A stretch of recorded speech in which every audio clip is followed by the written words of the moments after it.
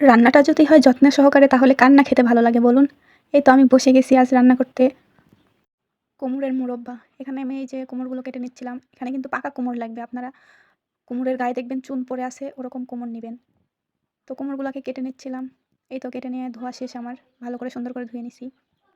সুন্দর মতো ধুয়ে নিবেন যেন সবুজ ভাবটা না থাকে। এই তো এখানে আমি দেখাইছিলাম যে পাকা কুমড়।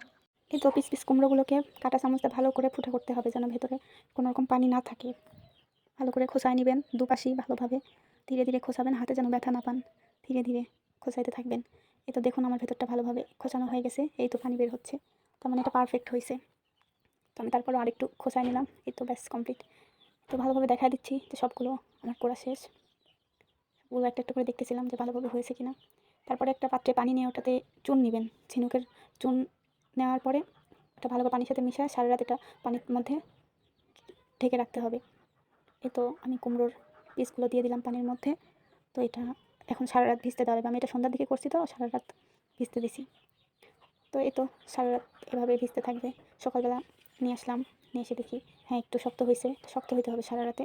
শক্ত তো দেখতেছিলাম একটা একটা করে ভালোই শক্ত হয়েছে। তো এগুলা তারপরে ৩-৪ বার ধুয়ে নিলাম পরিষ্কার পানি দিয়ে। যতক্ষণ না চুনের পানি যাচ্ছে ততক্ষণ ভালো করে পরিষ্কার করে ধুতে হবে। এই তো এখানে হাঁড়ি বসায় দিছি, সিদ্ধ করে নিব কুমড়োর এগুলো। পানি গরম হয়ে আসলে বলে কোটা রাখ দিয়ে কুমড়োর পিসগুলো ছেড়ে দিতে হবে তার মধ্যে দিয়ে জাল করতে হবে। জালটা মিডিয়াম আছে থাকবে। তো এখানে জাল করে নিচ্ছি। তারপরে দেখেন বলক চলে আসবে কুমড়োতে। তো বলক এখানে কুমড়োগুলোকে ভালোভাবে সেদ্ধ করে নিতে হবে। এই তো এখন বলক আসবার পরে কেউ ধুবেন না, এটাকে এভাবেই রেখে দিয়ে এর মধ্যে এখন চিনি ব্যবহার করবেন। চিনিটা অপশনাল, যে যতখানি পছন্দ করে ততখানি। তো আমি এখানে 250 গ্রামের মতো চিনি ব্যবহার করছি। আমার কুমড়োটা অনেক ছোটো তো ওই জন্যে এখানে 250 গ্রাম চিনি ব্যবহার করছি। তারপরেও মাশাআল্লাহ ভালোই মিষ্টি হয়েছিল। তো এখানে চিনি দেওয়া শেষ। চিনি দেওয়ার পরে আপনারা এটাকে ভালোভাবে মিশিয়ে নেবেন কুমড়োর সাথে। ভালোভাবে মিশিয়ে তারপরে 2-3 ঘন্টা রেখে দিবেন এটাতে চিনির পানি বের হওয়ার জন্যে। তো 2-3 ঘন্টা এভাবেই রেখে দিব। 2-3 ঘন্টা পরে এটা চিনির পানি আগে একটু গরম করে নেবেন কড়াইতে, তারপরে কুমড়োগুলো ঢেলে দেব। ঢেলে দিয়ে 2টো এলাচ ব্যবহার করবো এখানে।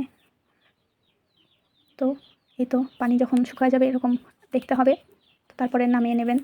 নামিয়ে ঠান্ডা হওয়ার জন্য রেখে দেবেন। ঠান্ডা হলে এমন শক্ত হয়ে যাবে দেখতে। তো আমি একটু দেখা দিচ্ছি ভালোভাবে যে দেখেন জিনিসটা পারফেক্ট হয়েছে। তো সবাই ভালো থাকবেন। আজকে